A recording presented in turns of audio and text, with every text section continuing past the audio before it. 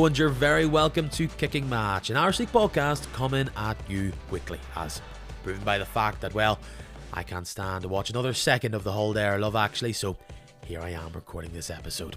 My name's Peter Cinnamon, by the way, and we've got some of the highest attended games of the year to talk about. Some of you may be feeling the blues recently, especially Glentoran. Linfield fans actually think the term January Blues is a good thing and about their annual New Year bounce. But as we rocket towards 2023, plenty of questions still remain, such as who is the most likely team to keep pace at the top this year? Can Uri stop the slide? Can Niall Curry actually sign every player sitting on the bench of a top six side? And do Coleraine ever intend to concede again, like ever? All those questions and more coming up. Biggest game week of the year means this could be the biggest podcast of the year. There was goals, action, no red cards, which I think I would have lost a lot of money if I was to bet, but I am not.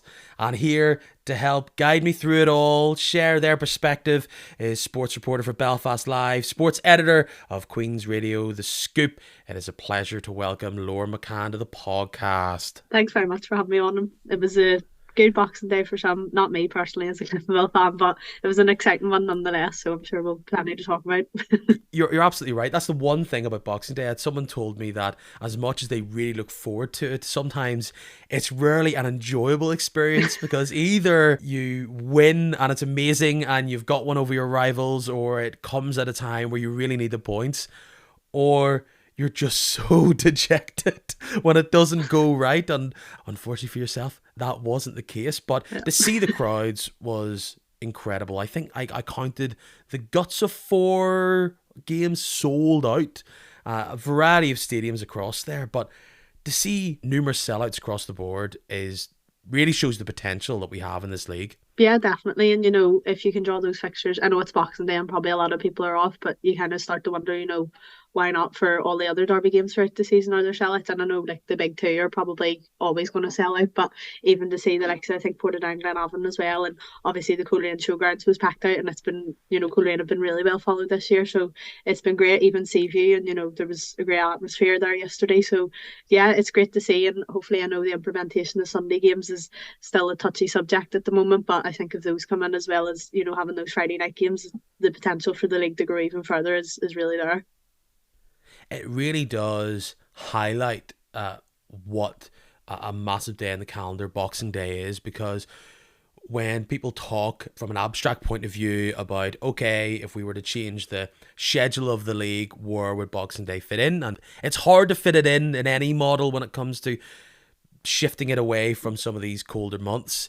But when you're there, you see it, you see the packed out crowds, you see just this tradition that's behind it, the heritage that it has, all that talk of what a big day it is, it's on show. It's a real, in living colour, how big this day is. Yeah, and especially because you see so many families going as well, you know, it's just, as you say, like a tradition. It's something, you know, I love Christmas Day, but as soon as it's, you know, nearing 12 o'clock on Christmas Day, you're like, right, Boxing Day countdown is on, no matter what age I am. I think it's getting even more exciting than Christmas Day, the older I get. So yeah, it definitely, you know, as you say, the biggest day of the year, and I think that is one of the big drawbacks of potentially switching to summer football, is so many clubs would miss such the revenue and even the atmosphere, and just that many crowds being able to attract that for such big games. Before we go anywhere, friends, family, the big man in the red suit, any football related presents come your way this Christmas? I think it might be the first year I actually haven't got a football shirt. It was more my birthday, so no, I had a pair of running trainers, but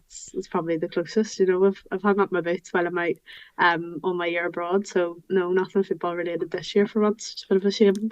You see, because I've only got into this whole covering football game and garb over the past year, all of a sudden everybody I know, including my parents, are treating me like a 13-year-old boy that all he wants to do is kick a ball and love football. So like for my birthday, I literally got like a child's football cake. I'm getting cards from the children's section, but I was very delighted because this Christmas I got a flask mug for my coffee. So I was down at Stagmore Park and I had a proper mug and it was amazing. And the other thing was, I don't know how my folks were able to pick this out, but I got Football Cliches, the book, Oh wow. from the one Adam Murray, who does a brilliant podcast, and I sat there because I remember when I started working on doing reports for the Radio 1 football, and I was, much as I was a fan, I was sitting going, right, I'm going to have to learn the lingo of how I talk about this. And there's literally one of the first chapters here is 101 ways to score a goal. And I was in the Dungannon little press box, and we were just talking about the goals. And we're like, when we saw one of them go in, we're like, right, was that driven? Was it slammed? Was it rammed? Was it powered? And I was like, fair play. I'm enjoying all this football presence that I'm getting now all of a sudden. So I look forward to stealing from that and using my little coffee mug as the season goes on. But we look back now, the summer, what a time it was. We now come to the winter. I think if there's a team that doesn't want any of that summer football, it's the Blues. It's Linfield. Because right now, it's cold, but they are in hot form. The biggest fixture in the football calendar here locally, it's the Bell Classico. It's Linfield versus Glentoran. It was at the Oval, and the Blues were in dreamland. 2-1 it ends. It could have went either way. It's really not looking good for Glentoran when you look at the form book. Linfield, they could read it all day. What a fixture, what a game, and what drama to end it all there, with Ito Vertanen slamming that ball into the net with pretty much 90 minutes on the clock. You talk of, football cliches, and I think the one that just sticks with Linfield, and it was shown here, they have that mentality of champions, to win that game in the last minute, especially as you said, when it could have gone either way, and they just quietly go about their business. They always start badly. You like to think sometimes, they come flying out of the blocks, but they always have that period where, people doubt them, but they just always seem to come back, and, they're flying at the moment. They're only like 3 points behind Larne now, and they really have that momentum. And, you look at that Linfield squad, and no disrespect, but it's not, you may maybe say it's not the great Linfield squad of old. Obviously, Joel Cooper's still there, and he's been playing well, but I think it's more about the leaders and the experience they have in their team as opposed to, the quality. But Vertanen has really started to step up in recent weeks. Obviously, last year he had his flashes, that 4 goals against Dungannon stands out, but he's really started to step up to the plate for them. And, that's another big win against the rivals, the one there recently in the League Cup at the Oval. So, they're just getting over the line. They're obviously in the final of the League Cup. They're pushing on in the league, and they've the Irish Cup to come. So, you can never rule out Linfield, and especially, their January business last year with Chris McCann, Ethan Devine coming in really helped to turn the tide for them. And you wouldn't bet against them doing the same this year. But yeah, as you say, Glentoran, it's hard to see where the points are coming from at the minute, and the games they have are just against the top sides. They can't seem to get over the line. I know they've had some injury issues, but you look at the depth of their squad and the players they can bring in to replace those who've been out, there's not that much drop in quality. So that's another disappointing one. And I know obviously after such a bright start, there was hope that this would be different for Glentoran, but they're playing catch up now, but they do tend to in the new year kind of go on these runs, and it's always kind of this period around Christmas time that normally costs them in the end when it comes to the end of the season. Vertanen and this great run from Linfield are coming hand in hand, really. He's just such not a Linfield player, is he? He's mercurial, he's aloof, and Ali McCalmont on the podcast last week described him as Berbatov-esque, and he really is, and he's coming up in these big occasions with the goals. He's the man that won the penalty, Patrick McLean diving in. It was clear penalty for me in the box. He really just could have stood back, and it feels like McCullough could have dealt with that ball. Shields takes the pen, Linfield take control of the game, it goes on, there's chances, then Glentoran get into the game thanks to McLean. He makes up for giving away that penalty. He does 1 or 2 players, including Shields, and then he whips in a curled ball with his left boot. He set it up on a plate for Jay Donnelly to equal things. That was, when you see all these goals, and there were some great goals and pieces of skill, that was one of the best pieces of play you saw the entire day. And then the big moment was 90 minutes on the clock. I believe it was McDaid who played the ball in from the centre circle. The ball drops to Vertanen. He has the goal in front of him. He's got 30 yards to go here. He's 3 defenders charging in behind him. But he has the composure to run on. And he smashed it in the net. That could have easily went high, wide, anywhere. But he has the confidence and the assuredness to knock that in. And you saw the scenes. It was pandemonium in the stands there for the Blues. What a win. Yeah, that Vertanen goal was an amazing finish, especially from there. And I think, is it McCann or McCulloch, right on him, and just the McCurry couldn't even have time to think. It was past him that quickly in a flash. And yeah, as you say, the scenes, the cage element that still exists in Glentoran kind of made it even more spectacular when Vertanen takes his shirt off and just jumps up and everybody's jumping up on the cage. But yeah, that was a huge win for Linfield. And I say, last minute makes it that wee bit sweeter. And with Lauren dropping points, it looks like even more of a crucial win at this stage of the season. We looked earlier on in the season and Linfield were hovering around that 6th place. And now it's Glentoran that are sitting there. Yes, they have 2 games in hand against most of the rest of the top 6, but they're looking up at their adversaries now. And the last 3 games Glentoran have played, they've lost 3 of them. The only win they've had in 5 is against Portadown. Meanwhile, Linfield, it's 4 wins out of 5. Look confident. And my goodness, nobody loved that more than David Healy. He was pumping the fist over to the crowd, and they'll look now, like many of the teams who won there on Boxing Day, they'll look now to push on and try and continue this assault on the title as they push forward. They're only 3 points now behind Larne, but the other half of this story is absolutely Glentoran. They seem to have put forward a better showing of themselves, but they lose again. Especially in a big game against Linfield, they'll not want to give up points to them. I've talked about in this podcast how it feels as though they were set up with wide players like McMenamin and McCartan picking up space in between midfield and defence. You've lost those 2 and it's easy to kind of focus on them, but the players they've brought in, it's not only that they don't have the same quality, skill of those players, but they're not the same type of players. It's not like for like. Glentoran have had to then change their shape and it's not working. And is it a case of they have to revisit the shape again, look at personnel, or it's just trying to stop the rut until they get the main men back and they start the season again? It's been a sore one to take, I would say, for Glentoran, because as you say, they were well in that game and probably, would have been happy enough to take the point home. And then even against Cliftonville and GC Night there, they were probably the better team in that game and come away with a defeat. So to have that twice in the space of a week is going to hurt, especially with the pressure they were already under with their recent bad run of form. So yeah, and it is difficult. I know they're not solely set up with McManaman, but he was the creative spark that they looked to, and changing the shape hasn't really worked, as you said. And I think a lot of the players, they brought in the summer, the likes of Terry Devlin and Singleton, they're great players, but when you have Clucas and Burns and Plum in there, you kind of are just swapping like for like. There's no real difference in that midfield, and I think that's where they're really lacking at the moment, that wee bit of creativity. If it's not coming from wide areas, it kind of has to come from midfield, and you're not seeing it at the moment. But Jay Donnelly started to get a few goals. I know he had a slow start to the season, so I think that's going to be really crucial for them. And Luke McCulloch's come back in. I know he's had a bit of a difficult period getting back in, but even to have him back and fit is a huge bonus to Glentoran, because when they won the Irish Cup, he was the stalwart for that defence, and they really missed him at times last year. So I wouldn't say it's all doom and gloom. Glentoran always do, and they have the quality within their squad to come back, but it is really difficult at the moment, and they're just struggling against as many teams seem to be doing in that top 6. It's kind of just an everyone beat everyone, and whoever can grind out those results are those who are sitting near the top of the table at the moment. Well, I think it shouldn't go unsaid right now. Before we go anywhere, I feel like this is an obvious thing I should address.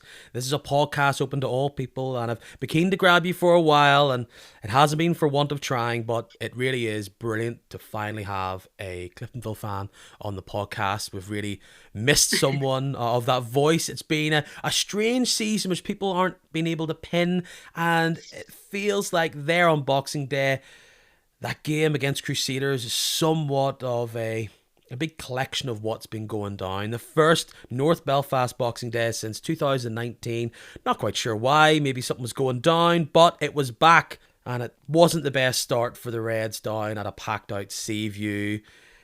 Do you feel as though it started well and then those goals just put a bit of a scud in your progress? I was saying this after the game. I think that result has been coming for a few weeks. Cliftonville didn't play particularly well against Portadown and got the result. The same against Glentoran, and I don't think the 5 at the back has been, aiding Cliftonville. I know they've obviously been trying to find a way to play without Levi Ives because he's been so crucial and he's been out injured for a while. Stephen Mullen as well, that's kind of your whole left hand side's been taken out. But I just think I seen the team on Boxing Day, and I was a bit unsure. Oran Casey had a good cameo against Glentoran, but I wasn't sure if it was right to throw him in, and the five at the back, and it kind of showed we just looked really disjointed from the start, even though it was, you've three top quality centre backs there. We were tore apart, and there were a few early warning signs before they did get that goal, but obviously we had the early chances through Joe Gormley, but after that there was no creativity and it was just disjointed all over the park, and we just can't defend set pieces. That's been a reoccurring theme for a while now, and it was evident again on yesterday there. Oh, the set piece thing with Cliftonville just doesn't go away. It's like the Irish Cup hoodoo. It's just constantly there in the background. But it's interesting you bring up the defensive shape, because that's what I've noticed. It feels like McLaughlin has swapped it mid-game a few times now. He started with a 5, swapped it to a 4.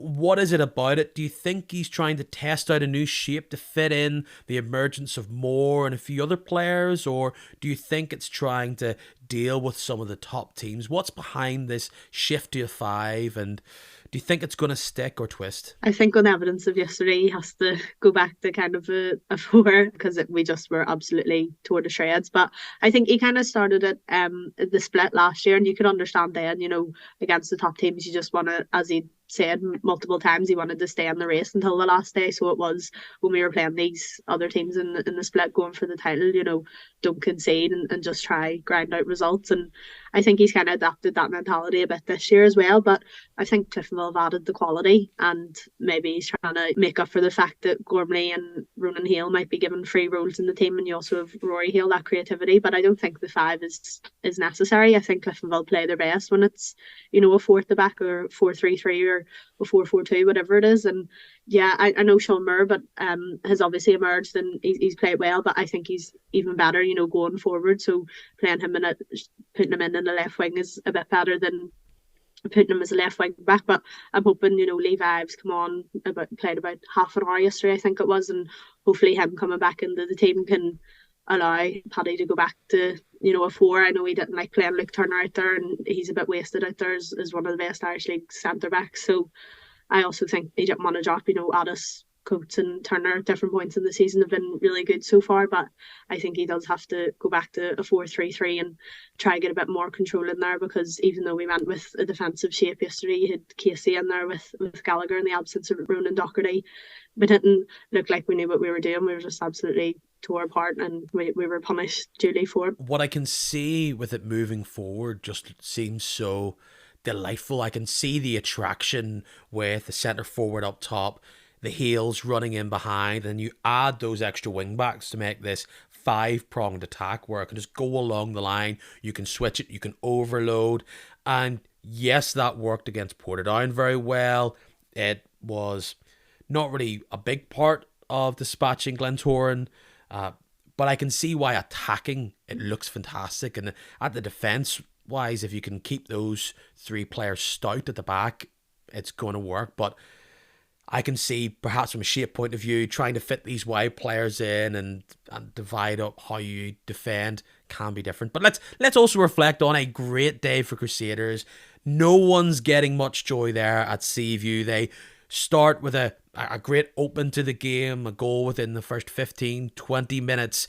Phil Laurie's a cheeky little scamp running away, saying as if he scored that goal. Sadly, that was definitely a Turner OG. But hey, you'll take what you can get. And then the second goal within 30 minutes or so comes from an excellent interception by BJ Burns off heel. Then ricochets and it comes free to Cadell, who still had plenty of work to do, but he finds O'Rourke, who committed to a very high-risk run, I must say, but he got the ball to him. He was free of a man in the box.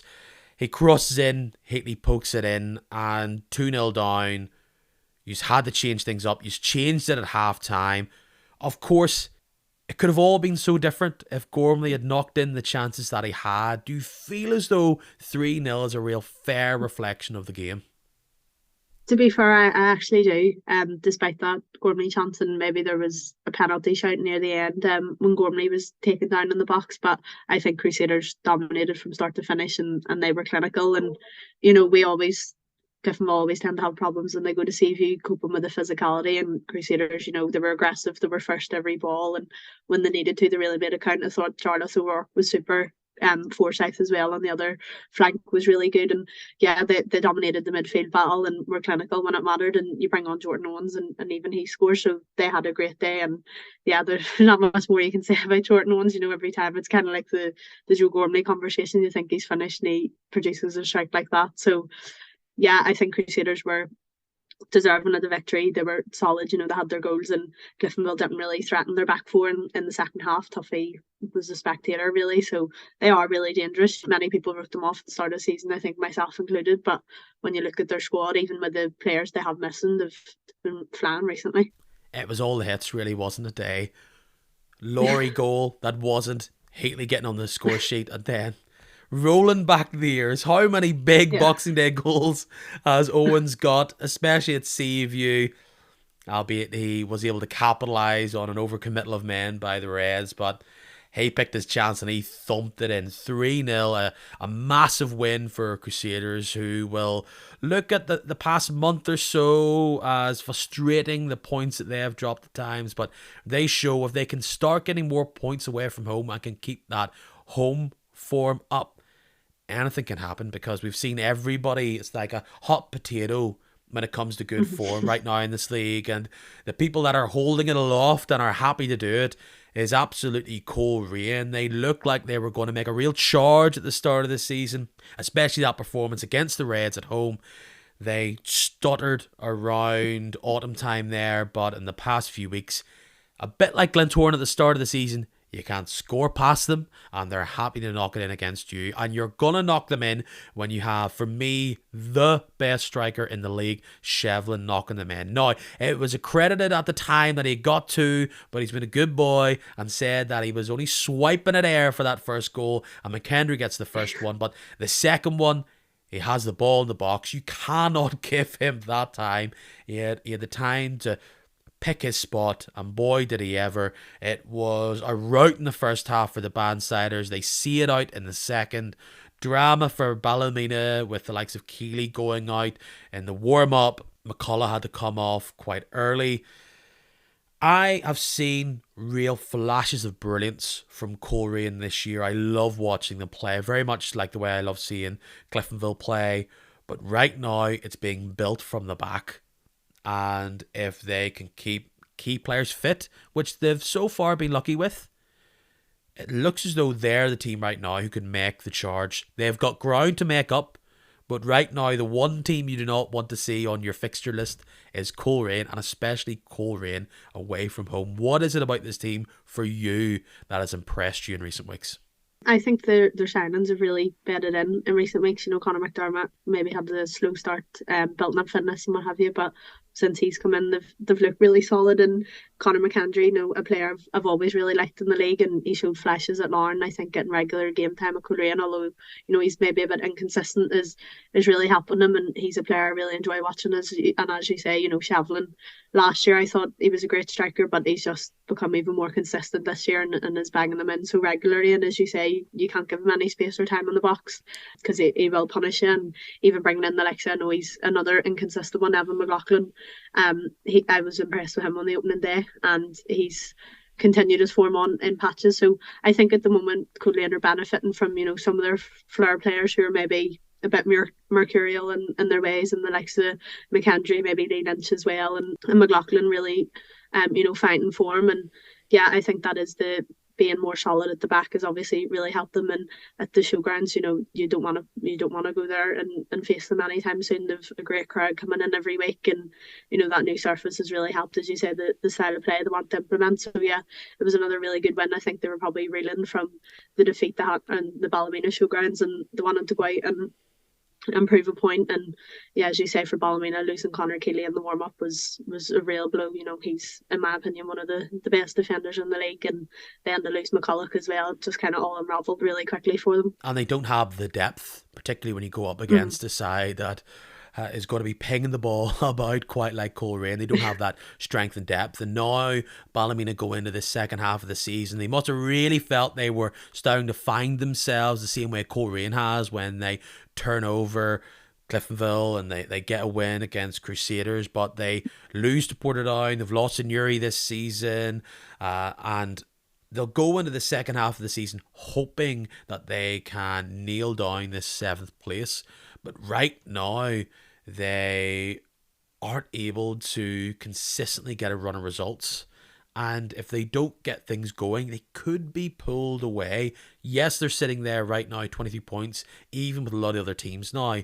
But they'll need to stand up, maybe get a few extra bodies in January if possible, to solidify things, because clearly top 6 is out of their reach right now. And the good thing about Boxing Day is that a game comes up very quickly and you can dust yourselves down. It's not panic stations yet, but they need to get back to what was working, and that clearly was with McDaid playing balls out wide, and hope injuries could be a real factor for them for the second half of this season. I think that's been Ballymena thorn on their side in recent seasons when they've been challenging for this 7th place, is that consistency they're kind of lacking. And yeah, at the moment I think they'll be looking worryingly at Carrick. Obviously are a bit of an inconsistent side, but they seem to really be picking up points against teams they're not expected to this season. So it probably is going to be a real shootout in that kind of mini league down the bottom of the table between themselves, Glentoran and Carrick. And then, as you say, they can't really afford to drop points to the likes of Portadown and Uri when they're struggling against these top teams. But yeah, I think January is going to be really key for them to try add some depth, because you look at their bench and there's not much you can bring on to change things at the moment. And even I was surprised. Parkhouse hasn't had the best of times, but him going on the transfer list and Keelan Lockwood, just even in terms of having bodies there, especially with Keeley and McCulloch now, you don't know how long they're going to be out for, whether that's a wise decision, whether Lockwood will go now, whether that'll be reevaluated, we don't know. But that looked like a strange decision. But yeah, I think January is going to be a really crucial time, and I think between now and the transfer window opening, it is about bouncing back from that Boxing Day result. For sure. And if you want to talk about inconsistent teams, there's the boys from Lurgan waving at you, not smiling. Well, they're smiling right now because they make it 2 in a row in the Mid-Ulster Boxing Day derbies. Nothing will probably beat last year for them, but I feel as though I have an official certified certificate to hand out to one Peter Campbell. He is a Portadown killer, and he is definitely there on Boxing Day. He steps up. His first goal is provided by his boot. He gets the cross in and pings about. He then beats his man for the second. Great bit of skill, great bit of tenacity to run into the box and square it to Fitzpatrick. Fitzpatrick gets 2 goals. It's 2-1 to Glenavon. But I'll say this. I don't think I've seen a game with 3 poorer goals than that. Great result for Glenavon. Not a particularly amazing spectacle when it comes to goals. They were scrappy, to say the least. Yeah, I remember watching the game between the two sides in BBC previously in the season, and it was another scrappy affair. So just kind of seems to be when these two sides meet each other, just getting the 3 points is all that matters. It's really not about performance or nice goals. But yeah, it was a big win for Glenavon, as I say, be made even sweeter by the fact that Ballymena dropped points and Carrick, although Carrick got a point, they didn't get all 3, so it puts them in the driving seat for 7th place at the moment. And Fitzpatrick, if they can get him scoring regularly, he's a player I really like in the league. And as you say, linking up with Peter Campbell, Glenavon really have some potential. It may not be, back in the day when they had the likes of Sykes and Burns coming through, but they do have some really promising players. Micheál Glynn wasn't playing yesterday, but he's another one who's come in and has looked really impressive. So yeah, it is again, those teams, the likes of Ballymena, Carrick and Glenavon, all hovering just below the top 6, not quite good enough to make the step up. It's because of that consistency, and if they could find that, or even just start taking a few more points off the top 6, you would fancy them to get 7th place again. You're not the only one that likes the look of Fitzpatrick. Of course, we heard there during the week that Crusaders have had a bid turned down for him. Hamilton will clearly want to have him as a key part for the rest of the season. Eyeing up 7th place. They're currently on a 3-way tie on 23 points. They currently have the advantage on goal difference, and he highlighted in his post-match interview just the connection now that's being developed between Campbell and Fitzpatrick and Owen Bradley, and he'll not want to lose any of those players. But a man who wants to get players in, he talked about it in his own post-match interview. He wants players, he wants experience. Now Curry was talking about how he didn't have any strikers that he could bring on. It didn't seem like Portadown were really due any points really from that game. They get the goal from a very scrappy corner, but from there we'll see what happens for the rest of the season for Portadown. They have had a uplift. They go ahead against Cliftonville. They've now lost a few in a row after that great win against Ballymena. Niall Curry wants players in. He wants experienced players in. One of them that could be coming back is the top scorer in the championship, Adam Sally. For Portadown, they want to start up. Big game coming up for them. But with 21 games played and maybe 15 or so still to go, Portadown are running out of games right now. Every game is a huge 3 points to grab on, even against the big teams. I was going to say so far they've maybe been saved by how bad Dungannon have also been. They have a really nice team. I've been shocked, as I'm sure we're going to talk about them, but they've kind of been saved so far by the fact they haven't picked up much points, but they got a big win yesterday, and that kind of, makes the gap that wee bit bigger. But you would back Niall Curry if anybody was to get Portadown out of this or even into the playoff place, not bottom of the table, it would be him. But they do need bodies in. Greg Moorhouse, obviously an experienced player, and so far looks a good signing.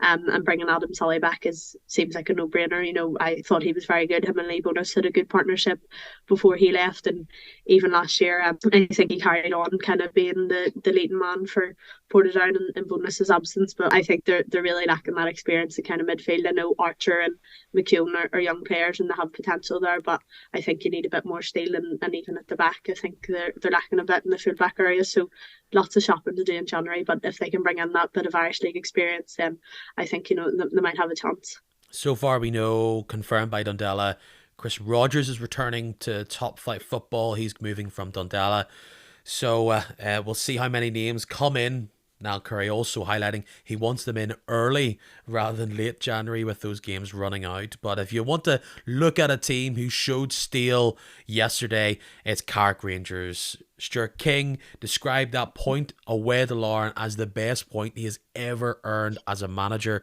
It was a labouring evening for full-timers Larne, a gift of a point for Carrick at Inver. Larne were stuttering, Carrick were defiant. These are the type of games Larne do not have the slippage to fluff their lines here. Credit goes to Carrick. They stood tall, get the point. But Larne, to say that Larne will be kicking themselves is an understatement. Yeah, especially, at home with a packed out crowd on Boxing Day, you're expecting them to deliver, and they just can't come up with it, even with, the depth they have in their squad now. But as you say, credit has to go to Carrick. Every time I've seen them this season, it might not be much of a shock considering, they beat Liverpool, they pushed Cliftonville really close, and anytime I have seen them, they've caused problems. They're defensively solid, and I think, if Niall Curry will want to emulate what Stuart King has there at Carrick, he's experienced players and he's these younger ones as well that he's trying to break through. I think they've a good mix of experience and youth, and it's paying dividends. And I think, to be still in with a chance of that top 7 spot, and quite safely away from the bottom teams from Newry, Dungannon and Portadown, it's almost like a mini league within that mini league. Down at the bottom 6 there, I think he'll be really pleased so far. But if injuries start to bite, I think that would be their only worry. So I'm sure they'd be keen to strengthen in January too. And the most impressive bit about that is they do it without Mitchell. He is blocked out due to the loan system, and no Curtis Allen. So incredible result for them. For Larne, I guess you talk about Cliftonville being due a big loss like that. Larne have been scraping the odd result here or there, but you felt as though there was a banana skin coming up, and this was it. It's one of those games where they'll happen, you'll be frustrated about it, but for Tiernan Lynch, it's his job is to make this team a goldfish. Forget about it, move on, because there's plenty more points to have. They're sitting top of the tree right now, but when the games that come up, it's about getting consistent now because they can't run out of gas at this stage of the season. Yeah, they could go one of two ways. Either, the Linfield way, where no matter who's closing in on them, they just keep winning, or they could start to falter the other way, maybe that Glentoran have maybe done in previous seasons, and they've obviously watched that gap in recent weeks shrink with everybody playing, the games they had in hand over them, and they'll want to respond. And I think it's next Monday or Tuesday against Cliftonville, away from home. Obviously, they tend to struggle when they come to Solitude. But if they lose that one, then panic might start to set in, and that would maybe be the one criticism you have of that squad. Obviously, Tomas Osgrove's been there and done it, and Andrew Mitchell as well. But you're kind of looking around, you don't have many experienced heads in terms of winning league titles and being in the title fight for so long. So it'll be really interesting to see if they are able to bounce back. But as you say, I think a response will be needed immediately, because the teams have caught up so far and they're probably looking nervously over their shoulders, whereas a win yesterday would have given them that wee bit more daylight. A real underrated result, though, of the entire day. Probably the biggest result when it comes to down at the bottom of the table. Dungannon dispatching Newry. That is the fourth loss in a row on the pitch, fifth loss in a row on the pitch. It's looking tough, but while Newry didn't really turn up, Dungannon did what they needed to. They had plenty of chances early on, and that free kick from James Knowles, that's the type of quality that you want when you're down at that bottom end of the table, to just pull you out of a hole, because at that point in the game it could have went either way.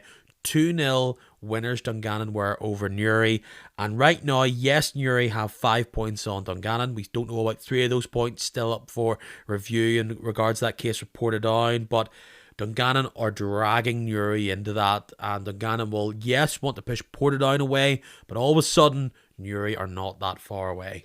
Yeah, I've always thought that Dungannon have too much quality to be down there, but I think the style of play, maybe against some of the teams they've come up against and the quality they have, they don't really maybe have the steel or the grit, the character to kind of grind out results. But they obviously haven't performed as well as they would have hoped, but that was a big win yesterday. And as you say, players have finally started to step up to the plate. James Knowles was really good, and they need to keep him fit.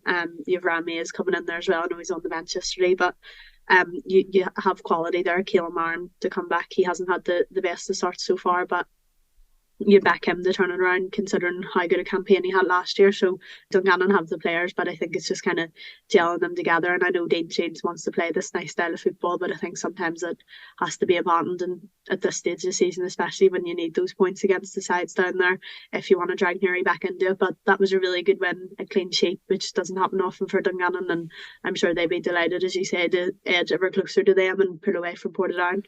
Yeah, I've said it here before, and I saw it there on Boxing Day, that Dungannon are trying to play this football out from the back, but they really were potentially the masters of their own downfall. Newry were not playing particularly well. They weren't able to string a lot of passes together, but the amount of times that their back line almost lost it and did lose it in their own third, Newry could have capitalised on a number of occasions, and they were really lucky not to let them in. And at one point, after a mistake at the back, you're thinking, pump it up here, particularly with Joe McCready up top. They didn't. They sat back, tried to play the ball, and you're thinking, oh, what is going on here? And particularly as well with Dungannon, I think they're a confidence team. They'll want to be a confidence team, because seeing them with McCready as the centre point, Walsh now, and Reece Campbell either side, they should be a team that should rinse other teams on the counter-attack. But every time they flood men forward, they're just not quick enough to do that snip pass out wide, coming back in again. They were sometimes wasteful, not in front of goal, but in the middle of the park. When you saw the run, commit, make it happen. And on the Newry point of view, the shine of the bright lights is somewhat dimmed. Now they thought they had that good cushion. With Dungannon, that looks to have somewhat slipped. Portadown look very far away, but you don't know how they could pull things around in January. I don't know where they're going to get these results soon. They'll have to sit back, refigure. They've had to deal with a lot of suspensions. There's been injuries here or there, but they've got so many brilliant wide players in Newry.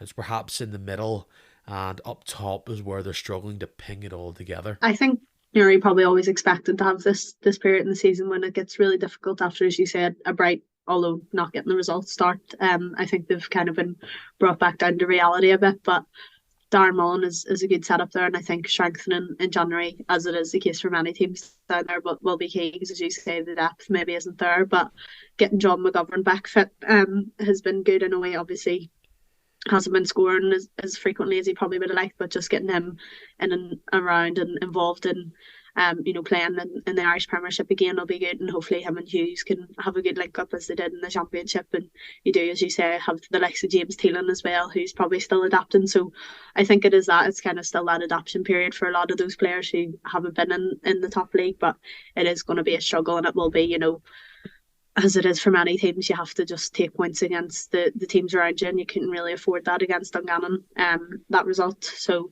yeah, it looks like it's going to be a difficult period coming up for Newry as well. Wipe those tears away, set down your largely filled glasses, because Boxing Day, yes, is still in the rearview mirror, but right now, coming very, very quickly, like the wheel that continues to turn.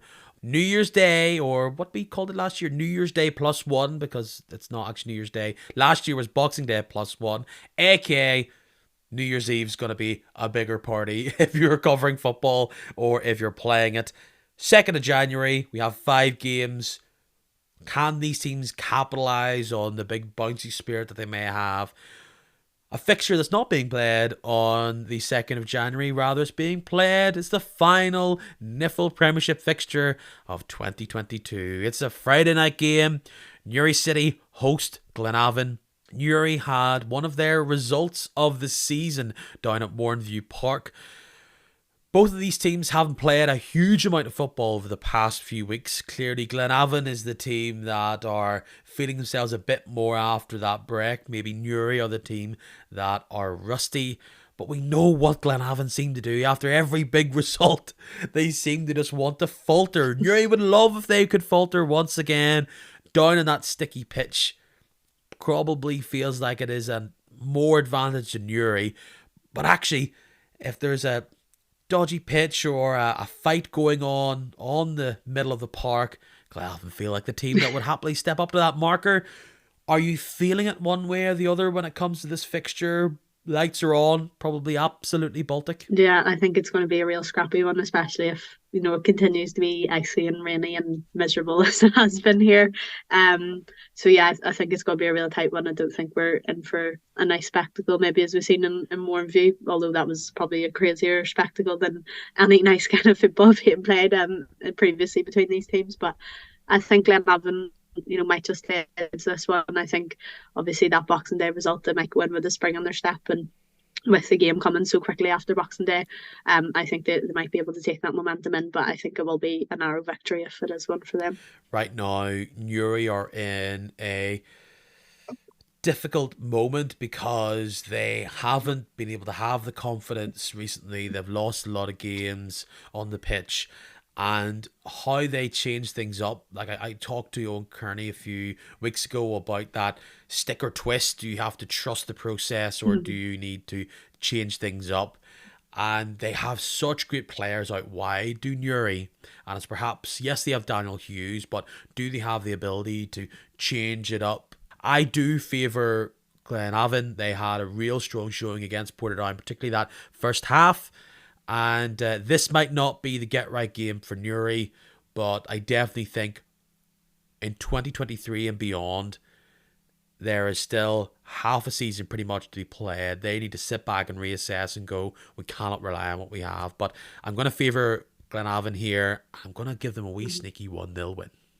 Yeah, I think I would have to agree. I think it'll be a narrow one and probably a goal each way, either way, but win up. But yeah, I think it'll be Glenavon. Lots of really big games being played on the 2nd of January. One where both teams will think this is our chance to get right. Ballymena Showgrounds, Glentoran come to town. Oh, like for both these teams, I think they'll fancy it against each other. But if a result doesn't come either of these teams' ways, I think the big box of celebrations that are left will be hit to deal with the sadness that may come their way. This is a really difficult one to call, because as much as Glentoran are not stringing things together, neither are Ballymena. So what happens? Is it a restart game for 2023? I feel like one of these teams will come out of the traps and have a brilliant game against the other. I just can't tell which one it's going to be. Yeah, I don't think the Ballymena Showgrounds is a place you really want to be going if you're struggling for form, because I think the pitch doesn't help. But even just the atmosphere, and I swear it's colder there than most Irish League grounds. The temperature is just unreal there. So yeah, I think Glentoran might just edge it. I think this is the game that they'll go back into. I don't think it'll be a classic by any stretch of the imagination, but I think if Glentoran can muster a win in this one, I think that'll probably kickstart them again.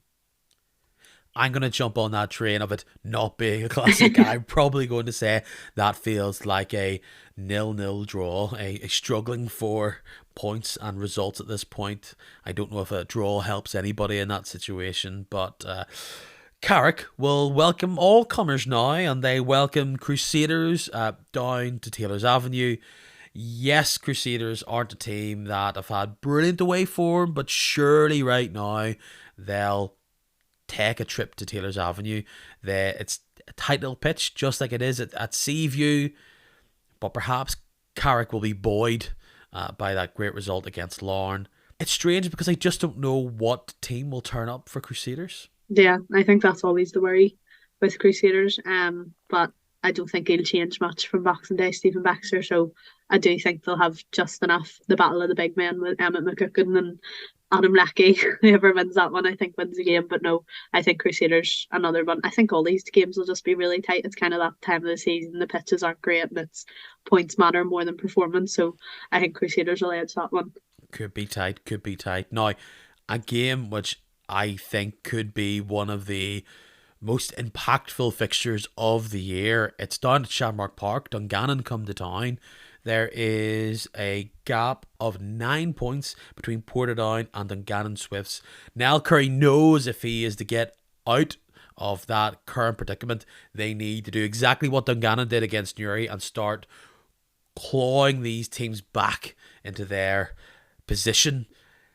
If Dungannon win this, they're potentially home and hosed away from 12th. Not guaranteed, but they'll feel very, very confident to make that 12 points. So Dungannon coming into it, Portadown knowing this is a massive, massive fixture, has a draw written all over it, doesn't it?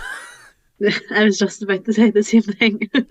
Yeah, it is one of those ones. I think it'll be a score draw, but I do see like maybe a 1-1. And I think, Dungannon would obviously be the happier of the two teams, but Portadown with a draw would probably still say they're in it. But I think it's a must not lose, definitely for Portadown. That's the interesting thing. Who benefits from the draw more? Probably Dungannon. It's almost a must win for Portadown. It's definitely a must not lose, and it will be interesting if all of a sudden we see the likes of Sally and Rogers starting that game. Niall talked about the lack of experience that he feels his team has. Look at the starting lineup. There's 17-year-olds and 19-year-olds all across the pitch. That's one thing Dungannon does have in spades. You have these brilliant, young, exciting players in Walsh and Campbell, but they have experienced people like Mays, like Knowles, even at the back with Breen. And it'll be interesting to see if Dungannon go for it, or they sit back and maybe invite Portadown onto them. That is an intriguing game down in Mid-Ulster. And you go from that to another massive game, because we talked about them being a really informed team and in Coleraine. Yes, nobody really relishes a chance to go down to Windsor Park, but Coleraine must really fancy themselves. Of all the years that's been going by, this must be the hottest they've been going into a Windsor Park game, and I think they'll love playing on that wide pitch. Glacken, McCann, this could be an absolute barnstormer against a Linfield team who is happy to swipe away anybody at this stage. Yeah, and I think, it was Clacton and McKendry did the damage last time, they beat Linfield at Windsor Park last year. So yeah, unfortunately they couldn't do it when it mattered last year. I'm still not over that in the last day of the season, but we'll not bring it up again. But no, as you say, I think it will be a close one. But I think Linfield at the minute, it's hard to see them dropping points. I think they're in their groove at the moment, and for Tynan as well, especially him, as you said, them two going hand in hand form wise. So I think although Coleraine go into in good form as well, I think Linfield might just edge it, maybe like a 2-1, but I would take a draw all day long. Like most goals, the first goal is key here. You Mhm. think about it from every perspective. Linfield knocked one in 30 minutes. What do Coleraine do? Do they throw men forward? Clearly they will, but how does that opening up of the game impact Linfield? I don't think Linfield really want an open game, if I'm being honest. But in turn, if Coleraine are able to lean into their strengths, and their strengths right now is at the back, they frustrate for Tannen. What do Linfield do? Do Linfield Mhm. sit back for a draw in a sense? If it's 0-0 with 20 minutes to go, do Linfield go for it? And then that's a great chance for Glacken and McKendry and even Lee Lynch if he's back to find those spaces. This seems so exciting. I'm gonna be gripped to this game on the radio on that day. Fascinating result, and could be a big result. The other rivals will Mhm. look at this and think, what result do we want here? Do we want Coleraine to jump in, or are we happy with the draw? You know, that let's go draw is a weird thing to push for, but that's a big game. Another big game as well. It's the current leaders of this league go to Solitude. They'll not feel great about themselves. I'm sure Cliftonville won't feel good about themselves. The one thing about the Reds from an outsider's point of view, some of the big swings, the big losses that you've had against Ballymena, against Coleraine near the start of the season, you've bounced back really quickly. It's rarely a patch. It's a blip and we move on. Paddy McLaughlin's going to have to get his notes out and repeat some of those speeches because that's exactly what he needs here, because they were looking great going into Boxing Day. And yes, not winning here is not means they're out of the title race. But you lose here or you draw here and you're getting that sinking feeling, aren't you? Yeah, and I think, as you said, a response is absolutely necessary, not just the result, but considering the performance from Monday, I don't think anybody walked away with, any credit in the bank. But yeah, Cliftonville Larne, it's always a difficult one to call. I feel like there are two teams who kind of tend to cancel each other out when they play each other. So it's another one of those where you probably see a goal either way but win it. But Lauren equally, coming to Solitude will be wanting to get a big result, make a statement, because as I said, they don't tend to really get results when they come over to North Belfast. So it does set up to be another really interesting one, and hopefully, I think Cliftonville are trying to get another big crowd, and I think the week in between the games will be good for Paddy McLaughlin. I know we had, Portadown, then Glentoran quickly, and then in the Boxing Day, I know there was kind of a week in between, but it was those three fixtures kind of in quick succession. I think, in the new year, this is like, okay, we'll reassess and look at a new block of fixtures coming up. So yeah, it's a difficult one to call. The fan in me wants to say a 1-0 and I'll be delighted with it, even if it's another scrappy one, just to get back on track, especially with, the potential for Linfield or Coleraine to drop points there, and even maybe Crusaders down at Carrick. So yeah, it's going to be another tight one. I think it is just a game, or a game week of games that you're kind of going, oh, it could go either way here. I think Solitude is a big factor here. Mhm. Yes, Lorne are well used to playing on the plastic, but it's almost like they'll be giddy to get going, and perhaps Cliftonville are the team that can sit back a bit more. Lorne will want to get out and start pinging those balls in and get an early goal. And I think Cliftonville can play that to their advantage because they're at home, they're in control, and the one thing Lauren wants is a goal within 50 minutes, exactly like Crusaders did. We talked about earlier on in the podcast about how McLaughlin sets out his back line. Lauren are very well known for this three at the back. It's their real identity this season. Would you want them to match it up or create differentials by playing four at the back and perhaps beating them more with your three up front? The Hale brothers just swinging in the space and Gormley being the man to cause trouble. If you had asked before Boxing Day, I would have said matching up would have been, fair enough, because as you say, Lorna are so well known, and you kind of want to stem the threat, especially from the ring backs with Tomas Cosgrove. I've seen him do it at Cliftonville for years, and he's just gone from strength to strength at Lauren, bombing down the wing.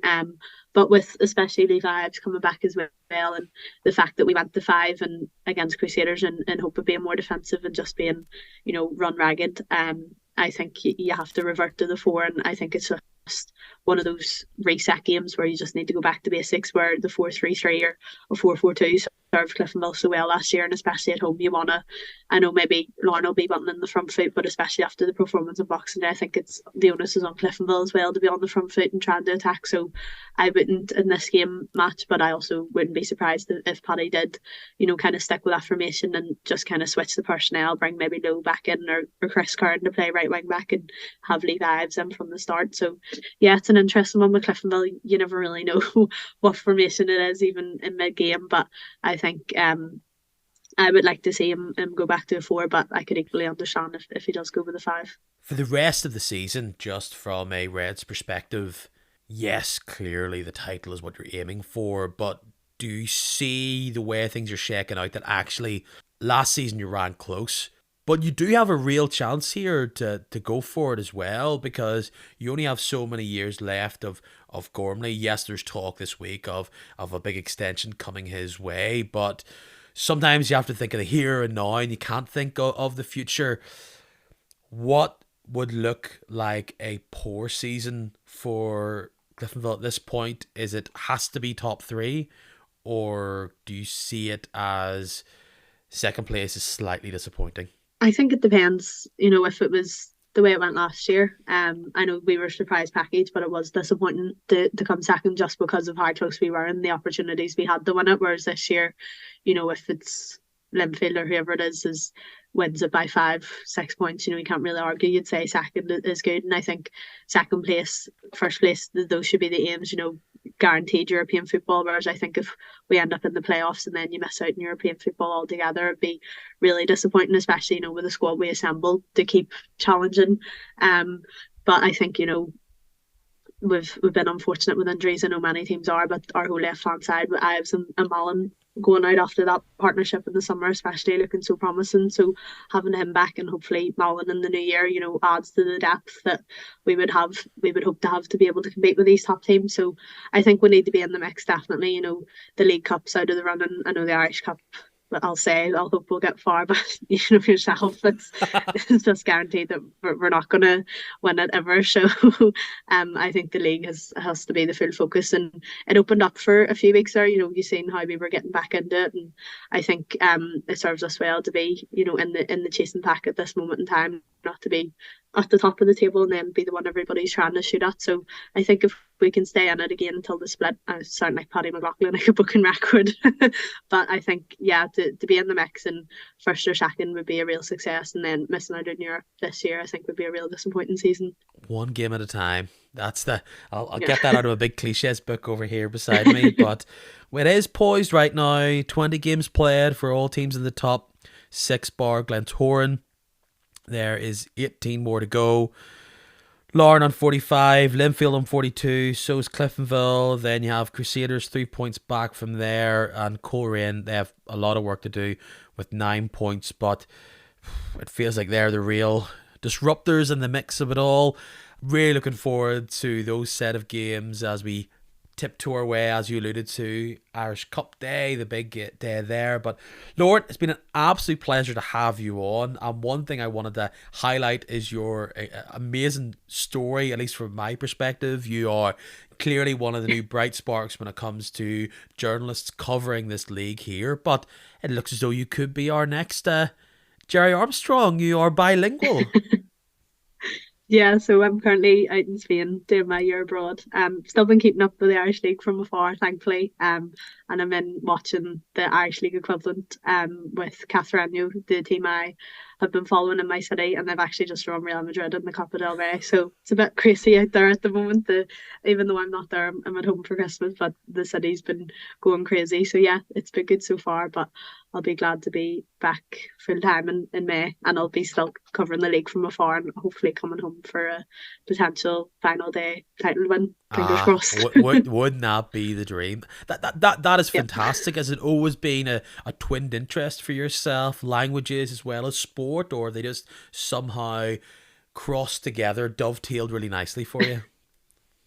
Yeah, I've always liked, La Liga, and I've been to a few games in my time. I've been to see Valencia Stadium, been to the new camp, and I recently went to a Real Madrid match and it was great. And yeah, having the chance to go out and live in Spain with my degree, I thought, why not? If I'm living at home, may as well go out and see the big bad world. So yeah, it's been great. I'm liking it, so it's good so far. And yeah, it's obviously handy to speak Spanish. How is life like out in the west of Spain? It feels like it's an area that doesn't really get much attention. We all think of the east coast of Spain, but out west is somewhat of a no man's land. What's that like? Is it very rural? Is it what's it like? What would you compare it to? Is it the Ballymena of Spain? Yeah. That's what I call it, Actually, definitely. Yeah, it has the title of a city, but I think that's kind of like the way Bangor was awarded the title of a city. Yeah, it's quite small. We've a shopping centre and a cinema, football team obviously, and a gym, and that's about it. So it's kind of rural, but we have a nice old town.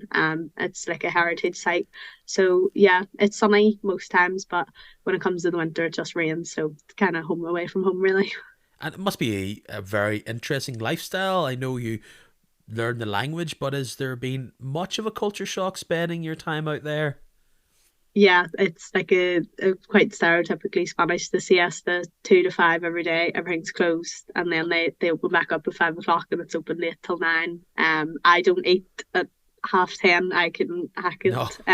Leaving it that late, but that's the usual dinner times, and then Sundays they rest.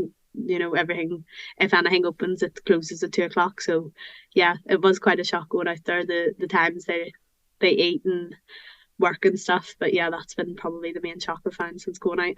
And final thing before you go away and enjoy this wonderful break now that you're home between now and New Year's, what is the football culture like? We all know about La Liga and the big push towards the huge teams that are there. I don't know what level the team that's close to you right now is, but what's that like? Is it comparable to anything you've seen before, either on TV or online or in person? Is Spain a place that's driven by these big super teams, a bit like England, or down the pecking order it goes? It has its own little quirks of culture. Yeah, I would say it is still quite driven, because I know when the Classical was on, I would hear screams and shouts from different apartment blocks of who supports who. But most people support Real Madrid, even though it is about 4 hours away on the train. There's a lot of Madrid fans, but no, Catherine, you are fourth tier. I think whatever way the Spanish systems work, it's a bit different to most league tiering systems. But I would say it maybe is kind of like Irish league standard, maybe a wee bit more technical, a lot more on the ground. But yeah, it's quite a family atmosphere. I've just 2 stands in the stadium I'm at, and there's one with a big stand over it, and then one that's just all blocks. So in the summer or in the summery weather, it's quite nice just to sit there, and yeah, you see loads of families, loads of kids going about. So yeah, it's nice. Amazing. We all have a team here now in the podcast on the in the Spanish leagues to keep an eye on. I'm going to add that to my Twitter follows. Lauren, thank you so much for joining me. An absolute pleasure chatting to you. And do you have any big plans on your little siesta in Northern Ireland between now and when you have to scoot back off? No, it's just packed with Irish league games, so I suppose that's the best way there is to be. Happy days. Happy days. Thank you very much, and I'll chat to you soon.